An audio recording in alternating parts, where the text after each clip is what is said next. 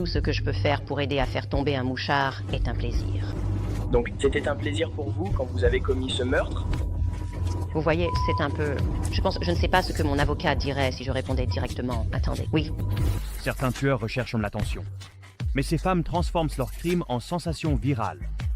Des trahisons choquantes aux actes de violence horribles. Leurs histoires glaçantes ont horrifié le monde. Plongeons-nous dedans. Vous êtes très direct. Plutôt, oui. Pour parler de ce meurtre. Exactement. Vous avez tué cet homme. Oui. Vous l'avez torturé. Bien sûr. Les enquêteurs ont dit qu'un appelant au 911 a signalé une poubelle en feu et un corps à proximité. Maintenant, cet appelant a essayé d'éteindre les flammes avec un extincteur, tout comme les premiers policiers arrivés. Cependant, les ambulanciers ont déclaré la victime décédée. Le 5 août 2009, à Phoenix, en Arizona, un homme en fauteuil roulant a disparu dans des circonstances mystérieuses. Sa vie avait été difficile, mais personne n'aurait pu prévoir l'horreur pure qui l'attendait derrière des portes closes. Angela Simpson, une femme avec un passé terrifiant et un esprit déformé par la rage, avait mis en marche un plan sinistre. Ce qui s'est déroulé était un crime si calculé et brutal qu'il a laissé une cicatrice indélébile sur la communauté. Il m'a dit qu'il était un à de nombreuses reprises, mais cela n'a vraiment pas d'importance. Pourquoi vous vouliez me tuer, Phoenix? Vous l'aimez? Quelle est la différence? Tout le monde a une raison de tuer. Ma raison pourrait ne pas être bonne pour vous, mais votre raison n'était pas bonne pour moi. Angela Simpson croyait que sa victime, Terry Kelly, avait enfreint un code non écrit. Convaincue qu'il était un informateur pour les forces de l'ordre, elle a attiré le quadragénaire dans son appartement sous le prétexte de l'amitié. Kelly, qui dépendait de son fauteuil roulant pour se déplacer, était totalement inconscient du piège sombre qui l'attendait. Simpson, qui avait un long passé de violence et d'instabilité, voyait cela comme sa chance de se venger. Ce n'était pas un acte impulsif. Simpson a méticuleusement planifié chaque étape de ce qui deviendrait 3 jours de pure torture. Une fois que Kelly est entrée chez elle, il était à sa merci, et Simpson n'en avait aucune à offrir. Dans sa confession, Simpson a déclaré qu'elle avait attiré Kelly dans cet appartement avec la promesse de relations sexuelles, seulement pour le confiner et le torturer lentement. Pendant 3 jours. Du 2 au 4 août 2009, Kelly a été retenue captive dans le petit appartement de Simpson. Ce qu'il a enduré pendant ces 3 jours défie l'imagination. Simpson l'a soumis à une torture incessante. Elle l'a battu, poignardé à plusieurs reprises, et lui a même arraché les dents avec des pinces. Mais peut-être que le moment le plus glaçant est survenu lorsqu'elle a enfoncé un clou de 3 pouces dans son crâne, mettant fin à sa vie dans un acte de violence incompréhensible. Dans une boisson gazeuse, Simpson poursuit sa confession, décrivant comment elle a enfoncé un clou de 3 pouces dans le crâne de Kelly, mais pas avant de l'avoir frappé avec un démonte-pneus.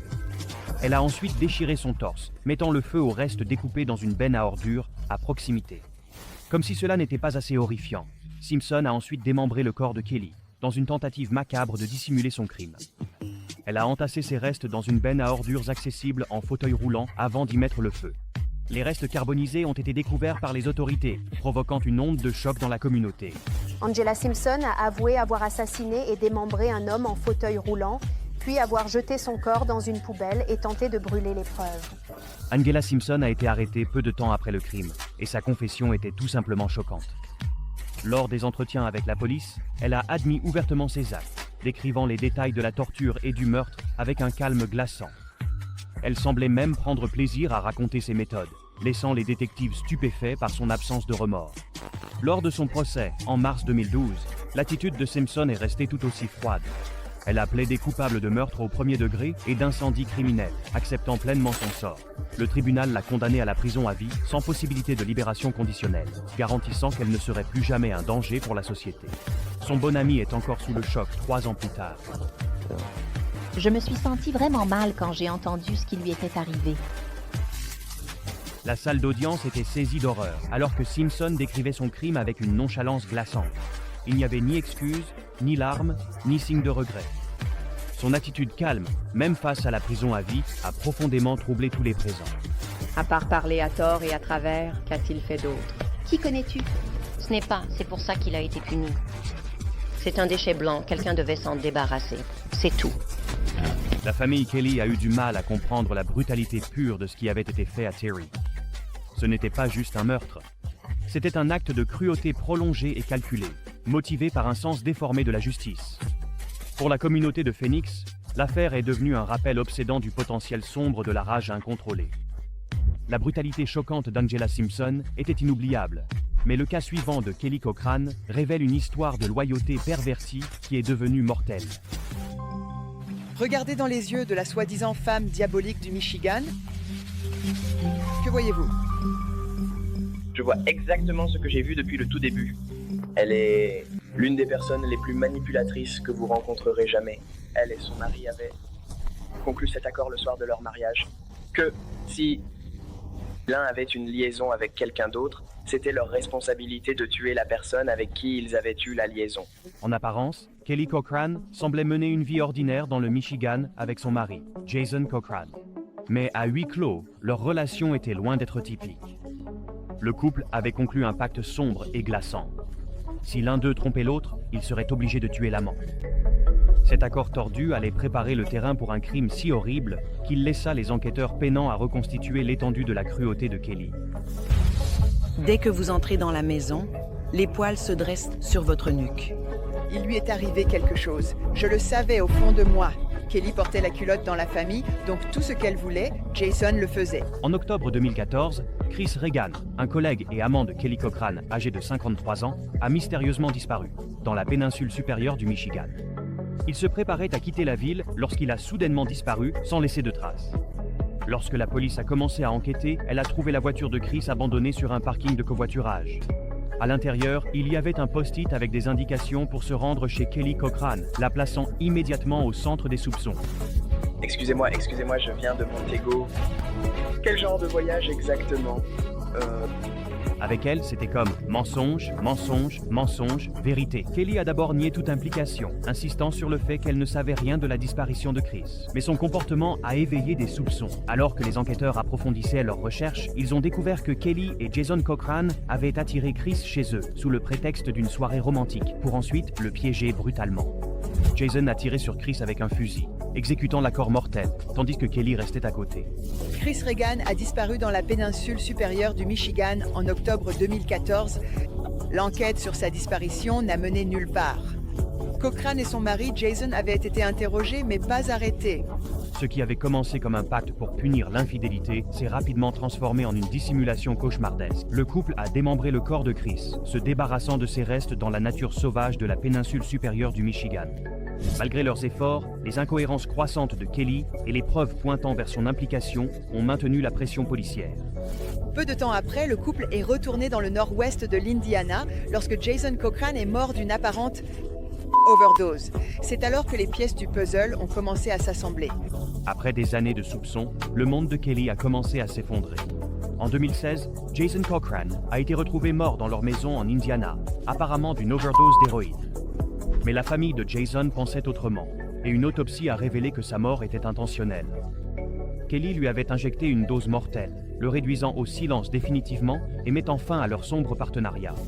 Elle a dit que son mari, maintenant décédé, avait tué. Puis, avec son aide, elle a démembré, elle a même conduit les enquêteurs à l'endroit où ils ont jeté les restes.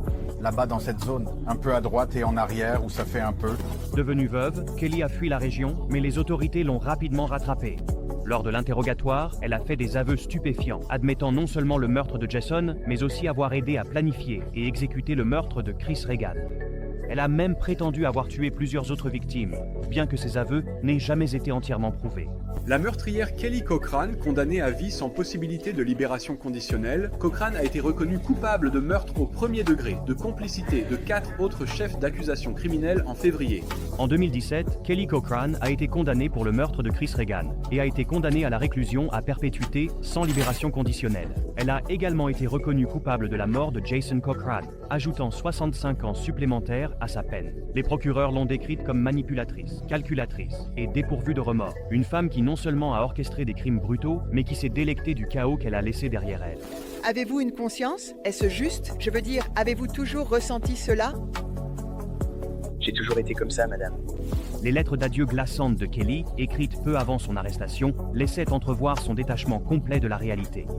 Elle se désignait comme un diable sous forme humaine, ne laissant aucun doute sur l'obscurité en elle. Tout le monde pleurait juste et...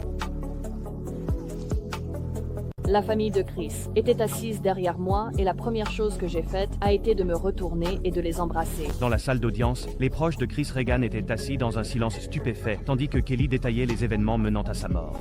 Les descriptions de sa trahison et de sa brutalité étaient presque insupportables.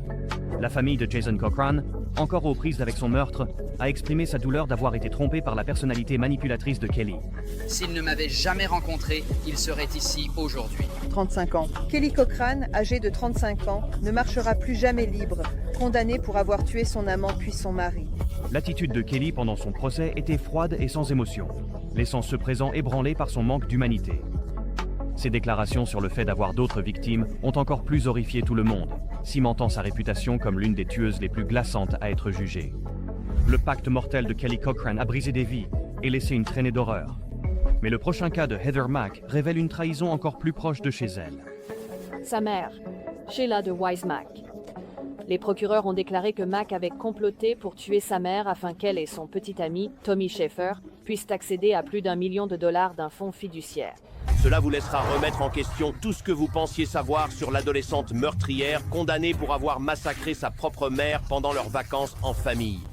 Dans la mesure où vous vous en souvenez, que pouvez-vous me dire sur les derniers moments de votre mère? Elle est juste devenue folle. Et elle ne faisait que crier et crier et crier. C'est à ce moment-là que j'allais mourir. C'est à ce moment-là que j'allais mourir.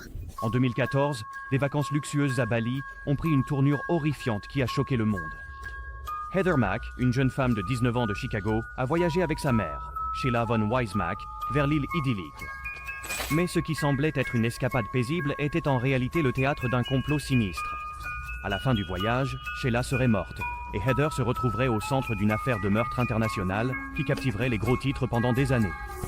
Mais d'abord, comment une jeune femme enceinte de 19 ans qui a grandi dans une famille aisée de Chicago a-t-elle pu en arriver là? C'est vraiment bon. Oh mon Dieu, Sheila von Wise Mack était une femme riche et accomplie, dédiée à offrir à sa fille la meilleure vie possible. Cependant, leur relation était loin d'être idéale. Les rapports décrivent leur dynamique comme turbulente, avec des disputes fréquentes et une tension qui couvait sous la surface. Malgré ces problèmes, Sheila a décidé d'emmener Heather dans ce voyage, comme une opportunité de rapprochement. J'ai senti que Heather, après la mort de son père, a commencé à voir lentement sa mère comme une sorte de concurrente pour l'attention. En entrant au collège, oui, elle devenait, vous savez, très rebelle et ne voulait écouter aucune règle. À l'insu de Sheila, Heather avait d'autres plans. Heather et son petit ami Tommy Schaefer complotèrent pour tuer Sheila et accéder à son héritage de 1,5 million de dollars. Le plan a commencé avant même qu'ils n'embarquent sur leur vol, le couple échangeant des messages textes détaillant leurs intentions. Sheila restait inconsciente du danger qu'elle courait, alors qu'elle profitait des commodités luxueuses de Bali.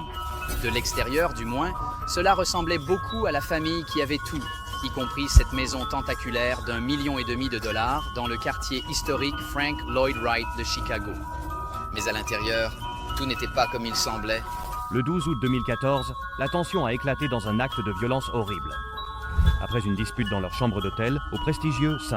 Reagan Bali Resort, Tommy a brutalement battu Sheila à mort avec un bol à fruits en métal, tandis que Heather regardait. La scène était chaotique et macabre, ne laissant aucun doute sur la violence que Sheila a endurée dans ses derniers moments. Environ 1 heure plus tard, Heather et Tommy sont vus se dirigeant vers le hall avec une valise argentée qu'ils placent à l'arrière d'un taxi avant de s'enfuir. Ils ont fourré le corps de Sheila dans une valise et l'ont abandonné dans le coffre d'un taxi devant l'hôtel. Ils espéraient fuir sans être remarqués, mais la découverte macabre du corps a déclenché une chasse à l'homme international. Heather et Tommy ont été rapidement appréhendés dans un hôtel bon marché à proximité. Leur plan d'évasion mal exécuté s'effondrant autour d'eux. Heather Mack a été condamnée à presque 26 ans de prison.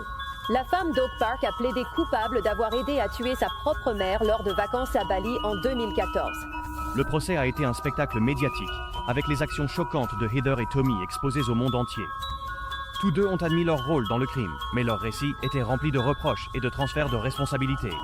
Heather a affirmé que Tommy avait agi seul, tandis que Tommy a insisté sur le fait que Heather avait orchestré tout le plan. Une peine aujourd'hui de 26 ans de prison. Heather Mack, la femme d'Oak Park qui a plaidé coupable d'avoir aidé à tuer sa propre mère, puis d'avoir mis son corps dans une valise lors de vacances à Bali en 2014. En 2015, Heather a été condamnée à 10 ans de prison en Indonésie, une peine que certains ont jugée trop clémente pour un crime aussi odieux. Tommy a reçu 18 ans pour son rôle dans le meurtre.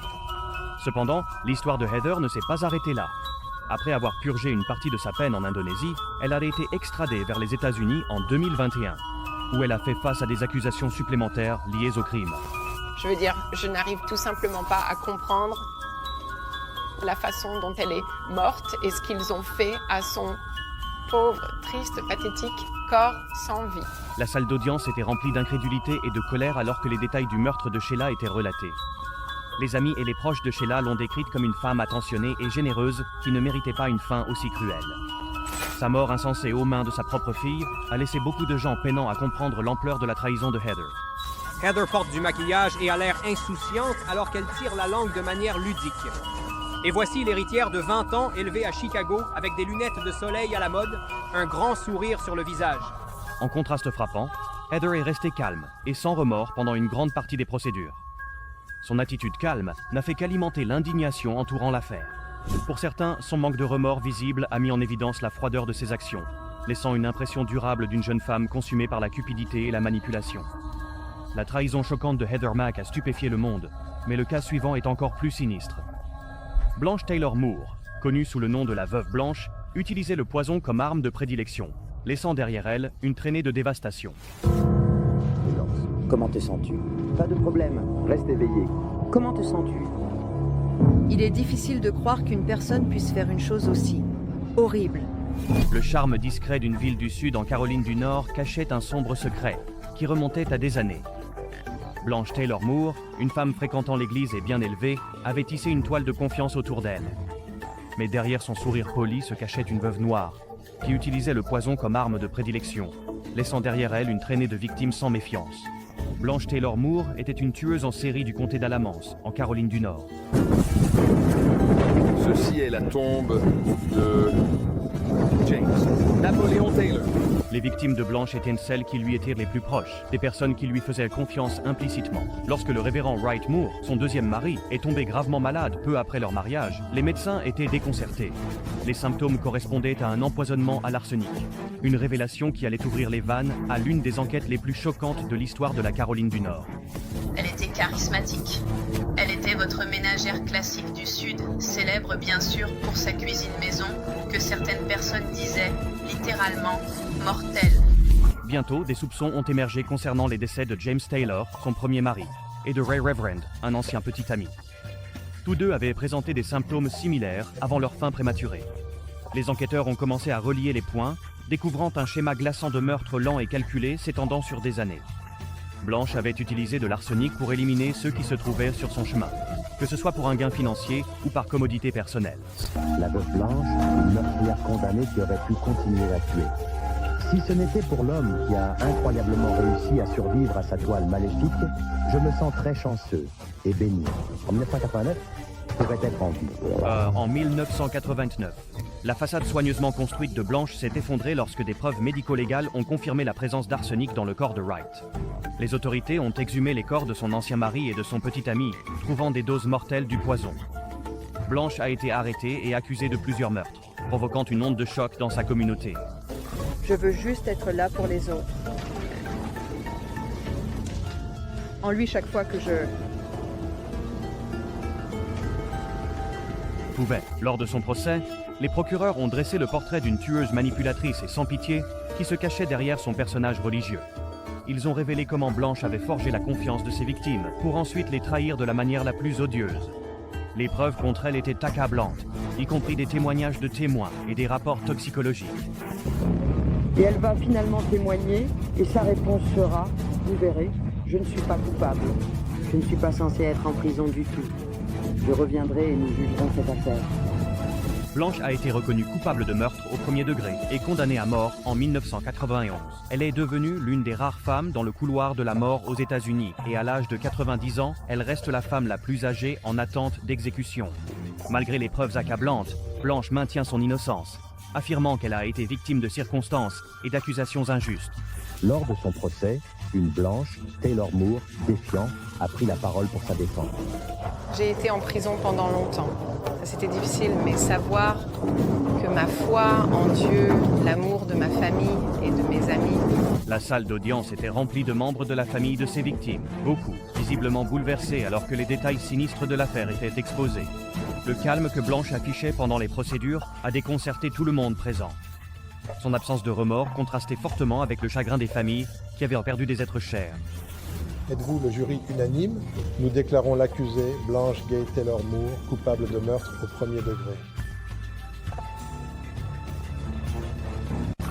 Le public était tout aussi stupéfait. Une femme qui semblait si discrète et dévote avait orchestré des meurtres aussi calculés. L'affaire est devenue un rappel frappant de la façon dont les apparences peuvent tromper et comment le mal peut se cacher même derrière les visages les plus aimables. Les meurtres froids et calculés de Blanche Taylor Moore ont choqué la nation. Mais notre prochaine affaire nous emmène en Allemagne, où Marianne Bachmeier a fait la une des journaux pour un acte glaçant dans une salle d'audience. En 1981, la petite ville de Lübeck, en Allemagne, est devenue le centre d'une affaire qui a choqué la nation et le monde. Marcos Anne Bachmeier, une mère en deuil du meurtre brutal de sa fille de 7 ans, Anna, était assise silencieusement dans la salle d'audience. De l'autre côté de la salle se trouvait Klaus Grabowski, l'homme accusé d'avoir pris la vie de son enfant.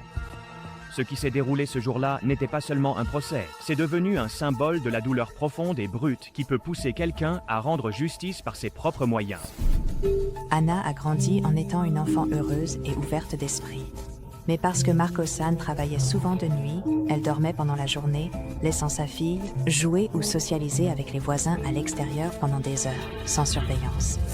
Anna, une fille vive et curieuse, jouait dehors lorsqu'elle a croisé Klaus Grabowski, un homme dont le passé était imprégné de crimes horrifiants. Grabowski était un prédateur d'enfants condamné, qui avait passé des années à échapper à la justice grâce à des failles juridiques. Malgré son passé, il avait été relâché dans la société et menait une vie tranquille. Elle fut surprise de voir que sa fille de 7 ans n'était pas là. Elle n'était pas non plus chez ses amis. À la fin de la journée, Marianne a signalé la disparition d'Anna. Le lendemain, une femme est entrée dans le commissariat. Elle voulait signaler un meurtre. Quand Anna a disparu, sa famille a été plongée dans un cauchemar. Quelques jours plus tard, son corps a été découvert et les preuves pointaient directement vers Grabowski. Il avait attiré Anna chez lui sous prétexte de sécurité, l'avait retenue captive, puis avait cruellement mis fin à sa vie. Son motif? La peur que sa fiancée le quitte si elle découvrait qu'il avait interagi avec un enfant. Il croyait que tuer Anna était le seul moyen de garder son secret. Fuss a aidé Anna à l'intérieur de son appartement pendant des heures avant de l'étrangler avec les collants de sa fiancée. Puis, il a caché son corps dans une boîte en carton et l'a laissé sur la berge du canal. Pour Marianne, le chagrin était insupportable. Non seulement elle avait perdu sa fille de la manière la plus horrible, mais elle était maintenant forcée d'assister à un procès, où le comportement calme et détaché de Grabowski ne faisait qu'approfondir sa douleur.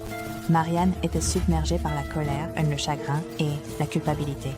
Elle ne pouvait pas se sortir de la tête. Que sa dernière interaction avec Anna était une dispute, et elle sentait qu'Anna était tombée entre les mains d'un monstre à cause de cette dispute. Au 3e jour du procès, le poids émotionnel avait atteint son point de rupture. Marianne, assise parmi les spectateurs, avait apporté un petit pistolet dans la salle d'audience, dissimulé dans son sac à main. Pendant que le procès se déroulait, elle restait assise tranquillement, son visage un masque de tristesse. Puis, elle a exécuté son plan. Marianne a tiré 8 fois en l'appelant et 7 des balles ont atteint son dos. Et les 6 premières étaient mortelles. Lorsque Grabowski a commencé à parler, racontant les détails du crime, le chagrin de Marianne a éclaté. Elle a sorti l'arme de son sac, s'est levée, et l'a visée directement. La salle d'audience est tombée dans le silence pendant une fraction de seconde avant que 7 coups de feu ne retentissent, dont 6 ont frappé Grabowski, le tuant sur le coup. La panique a envahi la salle d'audience alors que les avocats, les journalistes et les spectateurs se précipitaient pour se mettre à l'abri. Marianne n'a pas tenté de fuir. Au lieu de cela, elle a calmement déposé l'arme et s'est laissée arrêter. Finalement, elle a été condamnée à 6 ans de prison pour homicide involontaire. Elle a été libérée après 3 ans, dont 1 an et demi sous surveillance pour risque de suicide. Marianne a été accusée de meurtre, d'homicide involontaire et de possession illégale d'une arme à feu. Son procès a attiré l'attention mondiale, déclenchant des débats passionnés sur la justice, la moralité et la capacité du système juridique à traiter des crimes aussi odieux que celui de Grabowski. Il a été rapporté par le témoin qu'après avoir tué Klaus Grabowski, Marianne a dit qu'elle voulait lui tirer dans le visage. Mais malheureusement, elle l'a touché dans le dos. Sa déclaration « J'espère qu'il est mort » prouve que tuer Klaus était son intention dès le départ. Lors de son propre procès, Marianne a exprimé un mélange de regret et de détermination. Elle a admis que ses actions étaient nées d'une douleur et d'une colère insupportables, déclarant « Je ne pouvais pas le regarder nier ce qu'il avait fait à ma fille ». Son acte au tribunal a été vu par certains comme un acte de vengeance, et par d'autres comme le cri désespéré d'une mère en deuil pour obtenir justice. À la fin, Marianne a été condamnée pour homicide involontaire et a purgé 6 ans de prison. Une peine que beaucoup ont jugée clémente compte tenu des circonstances. Mais pour elle, il ne s'agissait jamais d'échapper à la punition. Il s'agissait de s'assurer que l'homme qui avait pris son enfant ne puisse plus jamais faire de mal à qui que ce soit. Cela est devenu l'un des cas de justice vigilante les plus célèbres en Allemagne. Une grande partie du public a soutenu la vengeance de Marianne sur le meurtrier de sa fille. Et pendant le procès qui a suivi, une partie des frais juridiques a été payée par un fonds de dons à son nom. Les conséquences de l'acte de Marianne ont laissé la salle d'audience dans un silence stupéfait. Les témoins ont décrit le moment comme un mélange de chaos et de tristesse, certains horrifiés par ce qu'ils venèrent de voir, et d'autres empathisant silencieusement avec ses actions. Les journalistes couvrant le procès ont noté le contraste glaçant entre le détachement froid de Grabowski pendant son procès et l'acte de vengeance ardent de Marianne. Dans les années qui ont suivi sa libération, Marianne a réfléchi à ses actions, reconnaissant la gravité de ce qu'elle avait fait tout en maintenant ses raisons. L'affaire reste l'un des exemples les plus infâmes de justice vigilante en Allemagne. Un rappel obsédant de la façon dont le chagrin peut pousser même les personnes les plus ordinaires à des actes extraordinaires et tragiques. De l'acte extraordinaire de vengeance en salle d'audience de Marianne Bachmeier, nous passons à Elise Matsunaga, une affaire où la trahison et un meurtre horrible ont brisé l'illusion d'une vie parfaite. La nouvelle série documentaire Elise Matsunaga Once Upon a Crime a réussi à générer tant de buzz. En 2012, le riche homme d'affaires Marcos Catano Matsunaga, c'était Elise qui était responsable. Dans les années qui ont suivi, le meurtre de Matsunaga est devenu l'une des affaires les plus médiatisées et débattues du Brésil, en particulier le procès pour meurtre d'Elise. En mai 2012, Elise est rentrée chez elle d'un voyage avec sa tante pour découvrir qu'elle avait de mauvaises nouvelles qui l'attendaient. Pendant son absence, elle a engagé un détective privé pour suivre Marcos, son mari, et rassembler des preuves qu'il l'avait trompé. Malheureusement, ses soupçons ont été confirmés par les découvertes de l'enquêteur. Non seulement cela, mais le documentaire offre un aperçu sans précédent de l'esprit d'une meurtrière condamnée dont la culpabilité n'est jamais mise en doute. Et qui revient sur les circonstances tragiques face à la réalité que son mari avait eu des liaisons extra-conjugales. Elise a décidé de prendre les choses en main. Lors d'un dîner à la maison, elle a confronté Marcos à propos de son infidélité, déclenchant un échange houleux entre les deux. Selon Elise, Marcos lui a dit qu'il la quittait et emmenait leurs enfants, tout en menaçant de la faire interner dans un hôpital psychiatrique.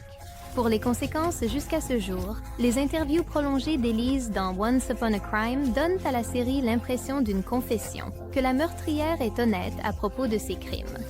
Pendant la dispute, Elise a saisi l'un des fusils de chasse du couple entreposés dans la maison. Paniquée, elle a visé Marcos avec l'arme et a appuyé sur la gâchette, le tuant sur le coup. Après la fusillade, Elise a signalé la disparition de son mari aux forces de l'ordre local. Elle s'est présentée comme une épouse accablée de chagrin, cherchant désespérément des réponses. Mais ils étaient loin de se douter qu'Elise cachait un sombre secret. Cependant, tout le monde n'est pas convaincu. La pièce maîtresse qui a assuré que Once Upon a Crime attire l'attention est, bien sûr, l'interview avec Elise elle-même. Au fur et à mesure que l'enquête progressait, la culpabilité d'Elise a commencé à peser lourdement. Incapable de supporter le poids de ses actes plus longtemps, elle a avoué avoir tué son mari.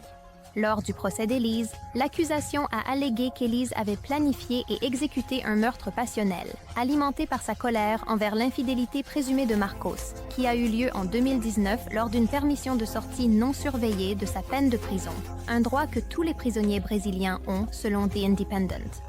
Cependant, les avocats de la défense d'Elise ont présenté une version différente. Ils ont soutenu qu'elle avait agi en légitime défense, affirmant que Marcos représentait une menace pour sa vie. Après des mois de procédures judiciaires intenses, le jury a reconnu Elise coupable d'avoir agi en légitime défense. Cependant, ils ont également déterminé que ses actions avaient dépassé les limites de la loi. Le juge l'a condamnée à 19 ans et 1 mois de prison. Le juge soutient que la série absout effectivement le meurtrier de toute culpabilité et, par conséquent, à la lumière des conclusions du tribunal, est fondamentalement défectueuse dans son approche. Le temps d'Alisa derrière les barreaux n'était pas sans espoir. En 2019, sa peine a été réduite d'une autre année et 9 mois. Cette réduction de peine a été attribuée à son bon comportement et à ses progrès en réhabilitation. Juste 2 ans plus tard, sa peine a été réduite à nouveau, lui laissant une peine finale de 16 ans et 3 mois. Malgré son incarcération, Elise n'est pas complètement coupée du monde extérieur.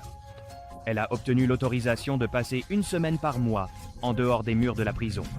Ensuite, nous passons à Sharon Graham, dont les actions manipulatrices ont poussé une autre personne à commettre un acte de violence impensable, révélant le pouvoir dévastateur de la coercition. C'est juste une femme maléfique, en ce qui me concerne. Prendre la vie de quelqu'un comme ça et le planifier et l'exécuter. Une grand-mère avec un secret, un homme trahi de la manière la plus horrible imaginable, et un crime si atroce qu'il a choqué des détectives chevronnés. L'histoire de Sharon Graham n'est pas seulement une histoire de cupidité, c'est celle d'un meurtre calculé et de sang-froid. Sa cible, son ex-partenaire Bruce Saunders, dont la gentillesse et la confiance scelleraient finalement son destin. L'outil, une déchiqueteuse dans une scène de crime tout droit sortie d'un cauchemar. Mais comment Sharon, qui semblait être une femme sans prétention, a-t-elle orchestré un acte aussi brutal? Et comment son plan s'est-il effondré? Cette affaire est aussi choquante qu'inoubliable. Ce soir, pour la première fois, que s'est-il vraiment passé dans ce qu'on appelle le meurtre à la déchiqueteuse? Nous croyons que cet homme a été mis dans cette machine et que cela a échoué. Bruce Saunders pensait qu'il aidait un ami dans le besoin. En novembre 2017, il a accepté d'aider Sharon Graham et ses 2 connaissances, Greg Roser et Peter Koenig, à déblayer des débris d'une propriété à Gumberyan, dans le Queensland. Mais ce que Bruce ne réalisait pas, c'est qu'il était tombé directement dans un piège mortel. Ce qui avait commencé comme une journée ordinaire a rapidement viré à l'horreur. Alors que Bruce travaillait, Roser et Koenig l'ont attaqué, le frappant avec une barre métallique. Sharon Graham n'était pas sur les lieux, mais sa présence planait sur tout. Elle avait tout orchestré, manipulant les 2 hommes pour exécuter son plan glaçant. Le motif? La cupidité.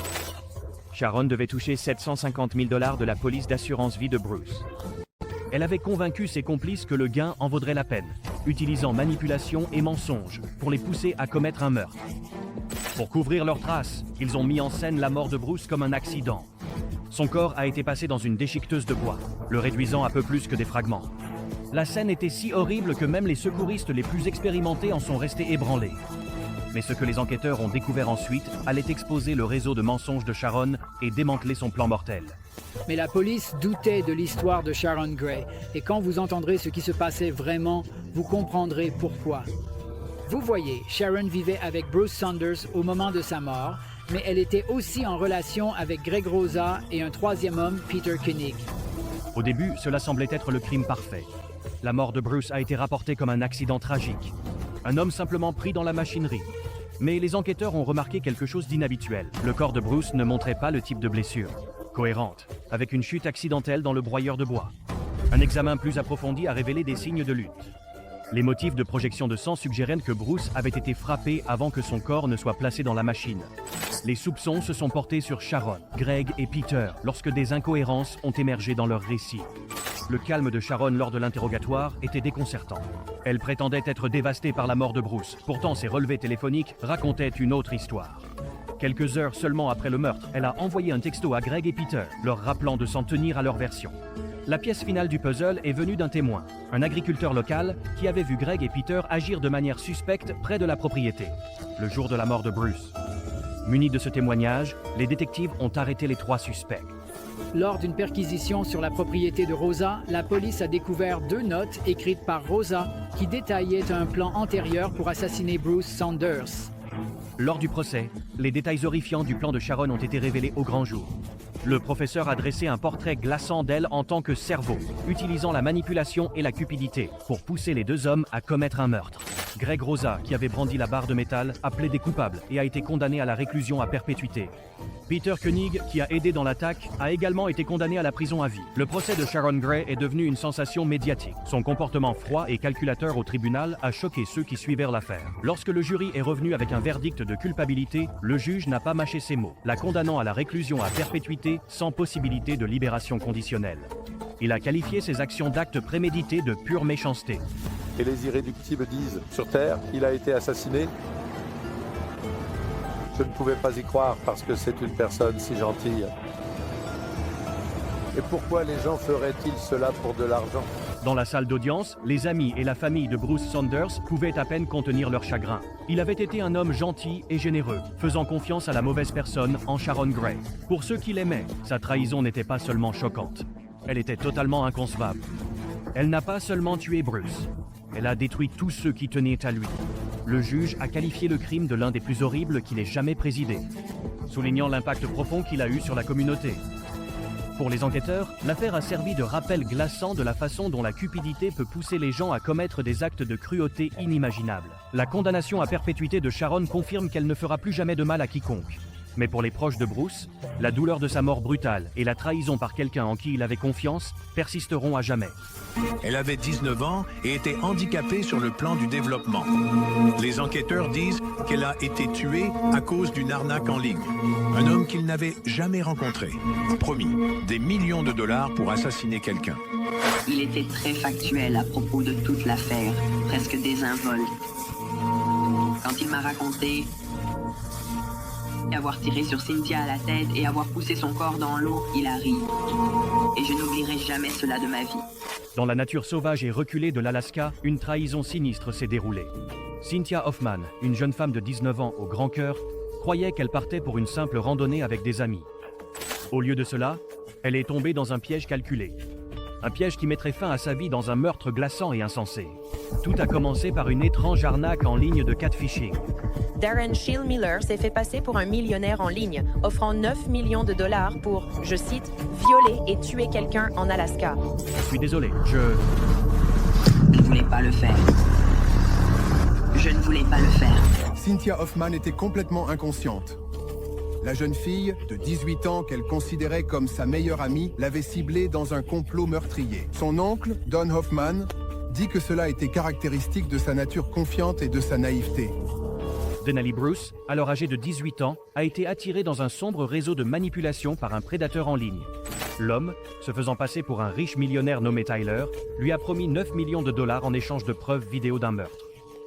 Aveuglée par la cupidité et désireuse de plaire à son escroc, Denali a commencé à planifier un crime si odieux qu'il a choqué même les enquêteurs chevronnés. Pour exécuter le plan, elle a recruté 2 complices, dont Kaden McIntosh, âgé de 16 ans, et a choisi Cynthia Hoffman, sa meilleure amie, comme cible. Cynthia, qui avait des handicaps de développement, faisait entièrement confiance à Denali. Cette confiance a été exploitée sans cœur. Le 2 juin 2019, Denali a attiré Cynthia pour une randonnée près de la rivière Eklutna, sous le prétexte d'une sortie amusante. Mais pour Denali et ses complices, c'était le cadre parfait pour un meurtre. Le complot pour assassiner Hoffman a commencé lorsque Denali Bruce a entamé une relation en ligne avec un homme se faisant appeler Tyler et prétendant être millionnaire. Mais Tyler était en réalité Darren Shillmiller, âgé de 21 ans. Il a dit à Bruce que si elle tuait quelqu'un et lui envoyait des photos et des vidéos de l'acte, alors il lui donnerait 9 millions de dollars. Les adolescents ont attiré Hoffman au départ du sentier de Thunderbird Falls pour une randonnée. McIntosh lui a tiré une balle dans la tête et a mis son corps dans la rivière. Un jour après sa disparition, son corps a été retrouvé ligoté avec du ruban adhésif. La trahison est devenue rapidement. Une fois sur le sentier, Cynthia a été prise en embuscade. Le groupe lui a attaché les mains et les pieds avec du ruban adhésif, la rendant sans défense. Alors qu'elle suppliait pour sa vie, Kaden McIntosh lui a tiré une balle à l'arrière de la tête avec un pistolet fourni par Denali. Denali a documenté tout le crime, prenant des photos et des vidéos qu'elle a envoyées à Tyler comme preuve. Le groupe a ensuite jeté le corps de Cynthia dans une rivière, le laissant être découvert par les autorités quelques jours plus tard. Qu'est-ce qui rend ce crime encore plus choquant? Tyler n'était pas réel. Il s'agissait de Darren Shillmiller, un jeune homme de 21 ans de l'Indiana qui avait dupé Denali, exploitant sa vulnérabilité pour orchestrer le crime à distance. L'enquête a progressé rapidement. La famille de Cynthia a signalé sa disparition, et la police a rapidement découvert le plan tordu du groupe à travers des messages textes, des échanges sur les réseaux sociaux et des vidéos compromettantes. La confession froide de Denali lors de l'interrogatoire a laissé les détectives stupéfaits. Je sais que ce que j'ai fait était mal, et non, j'aurais probablement pu faire quelque chose de différent si j'avais pu. Plus tard cet après-midi, une femme de 23 ans a été condamnée à 99 ans de prison pour son rôle dans le meurtre de Cynthia Hoffman en 2019 près de Thunderbird Falls. Darren Maxwell, tout juste sorti de... Denali Bruce a été arrêtée et accusée de meurtre au premier degré, de complot en vue de commettre un meurtre et de falsification de preuves. Au tribunal, elle a admis les crimes et exprimé des regrets, mais le dommage était irréparable. Elle a été condamnée à 99 ans de prison sans possibilité de libération conditionnelle, assurant qu'elle passerait le reste de sa vie derrière les barreaux. La seule chose que je sais, c'est que ma fille faisait confiance à ces gens. Ma fille voulait juste des amis. Maintenant, je dois l'enterrer. Elle était... très intelligente, brillante, pleine de vie. Jeune fille, elle aimait la vie, elle aimait la musique, elle aimait faire du shopping, juste des trucs de gamine normale. La salle d'audience était lourde de chagrin alors que la famille de Cynthia faisait face à Denali.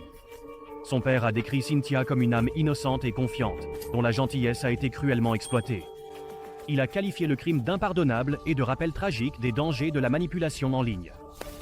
Je vous ai causé, à vous et à votre famille. Je ne pourrai jamais rectifier de quelque manière que ce soit. Je comprends que cela fait mal. Vous avez perdu un enfant précieux. La communauté a également perdu une fille. Denali, pour sa part, s'est effondrée lors de la condamnation, mais ses larmes ont peu réconforté ceux qu'elle avait dévastés. Ses actions calculées et les détails horribles du meurtre de Cynthia ont laissé la salle d'audience sans voix. Le cas de Denali n'était pas seulement une histoire de manipulation. C'était un récit édifiant sur la facilité avec laquelle la confiance peut être utilisée comme une arme. La vie de Cynthia Hoffman a été volée dans un acte de pure trahison, et la perte dévastatrice est une blessure que ses proches porteront à jamais. Denali pourrait passer le reste de sa vie derrière les barreaux. Mais pour la famille de Cynthia, la justice n'apportera jamais une véritable clôture. Ensuite, nous dévoilons le cas choquant d'Amy Bishop, dont les actions tragiques ont non seulement stupéfié ceux qui lui étaient reproches, mais ont également révélé une obscurité cachée sous la surface. Le crime choquant et le passé troublent des suspects. Dans les 4 jours qui ont suivi, la police déclare que la professeure Amy Bishop a ouvert le feu lors d'une réunion de faculté, tuant 3 collègues en Alabama. Le 12 février 2010, une réunion de faculté de routine à l'université de l'Alabama à Huntsville s'est transformée en une tragédie horrifiante. Amy Bishop, une professeure de biologie formée à Harvard, est entrée dans la réunion avec une arme à feu chargée. En quelques instants, des coups de feu ont éclaté, laissant 3 membres de la faculté morts et 3 autres blessés. Ce qui a commencé comme un désaccord sur la titularisation est devenu l'un des crimes les plus choquants à avoir jamais secoué le monde académique. Une professeure de neurobiologie formée à Harvard, mère de 4 enfants. Ils disent qu'Amy Bishop avait une rancune ultime contre ses collègues professeurs et a commencé à les abattre un par un. Amy Bishop était brillante, mais troublée. Derrière les réussites, elle avait un passé de comportement perturbant et de colère non résolue. Bishop s'était récemment vu refuser la titularisation, une condamnation professionnelle à mort dans le milieu académique. Ses collègues la décrivaient comme difficile, imprévisible et de plus en plus instable dans les semaines précédant la fusillade. Alors que la police se précipitait sur les lieux de la dernière fusillade sur le campus, une tragédie des plus troublantes s'est déroulée à l'université de l'Alabama ce vendredi. Cet après-midi de février, elle est entrée calmement dans la salle de conférence. Alors que ses collègues s'installaient, Bishop a sorti un pistolet de 9 mm et a commencé à tirer, visant ses pairs avec une précision froide. Les professeurs Gopi Padilla, Maria Ragland Davis et Adriel Johnson ont été tués sur le coup. 2 autres ont été grièvement blessés et une personne a à peine échappé à la mort. Luttant pour sa vie, Maria a réussi à ramper dans le couloir, mais, dit-on, Bishop l'a suivie, prête à tirer, et juste au moment où elle pensait que sa vie allait se terminer... Au milieu du chaos, l'arme de Bishop s'est enrayée. Le personnel, réagissant rapidement, l'a maîtrisée, la plaquant au sol jusqu'à l'arrivée de la police. Alors qu'elle était menottée et emmenée, son attitude était étrangement calme. Un prélude glaçant à ce qui allait se dérouler au tribunal. C'est impossible. Qu'en est-il des morts? Je ne sais pas où cela mène. Les enquêteurs ont découvert que ce n'était pas la première rencontre de Bishop avec la violence. Des décennies plus tôt, elle avait mortellement tiré sur son jeune frère dans ce qui avait été jugé un accident. Une décision qui ferait plus tard l'objet d'un examen minutieux. Les anciens rapports de police ont révélé des incohérences dans son récit, soulevant des questions sur le fait que cette fusillade était vraiment accidentelle. Asseyez-vous et parlez-lui. Demandez-lui ce qui s'est passé, ce qui a mal tourné, ce qui s'est brisé. Un autre signe possible que quelque chose n'allait pas... Dans les semaines précédant la tragédie, le couple s'était rendu à ce stand de tir. Sa femme semblait vraiment intéressée par les armes à feu, mais il dit qu'il ne sait pas où elle a obtenu celle utilisée pour prétendument tuer ses collègues. Lors de son procès, la défense de Bishop a soutenu qu'elle souffrait de maladies mentales, citant des tendances paranoïaques et des délires. Mais les procureurs ont dressé un tableau différent, celui d'une tueuse calculatrice qui refusait d'accepter le rejet. Ils ont détaillé comment elle avait planifié l'attaque en apportant l'arme à la réunion et en tirant sur ses collègues, de manière exécutive. De cette façon, il était clair pour tout le monde que c'était incontesté. Cela fait partie de la procédure lors d'un plaidoyer de culpabilité que vous devez avoir un procès. Le procès pour meurtre capital d'Amy Bishop Anderson n'a duré qu'une journée. Elle a décrit la terreur qu'elle a ressentie le 12 février 2010. Elle dit que Bishop avait l'air déterminée lorsqu'elle a pointé son pistolet 9 mm sur elle et a appuyé sur la gâchette. Au tribunal, les survivants ont donné des témoignages déchirants, racontant les moments où ils pensaient qu'ils ne s'en sortiraient pas vivants. Un témoin a décrit le visage de Bishop comme étant sans émotion lorsqu'elle a ouvert le feu. La réclusion à perpétuité, sans possibilité de libération conditionnelle, était un accord qui a sauvé un ancien professeur de l'UA de la peine de mort. Mais maintenant, Amy Bishop Anderson veut un nouveau procès et que sa condamnation soit annulée. Et nous commençons ce midi avec des nouvelles de dernière minute. Amy Bishop, la femme accusée d'avoir tué 3 collègues lors d'une fusillade à l'université de l'Alabama, vient de plaider non coupable pour cause de démence.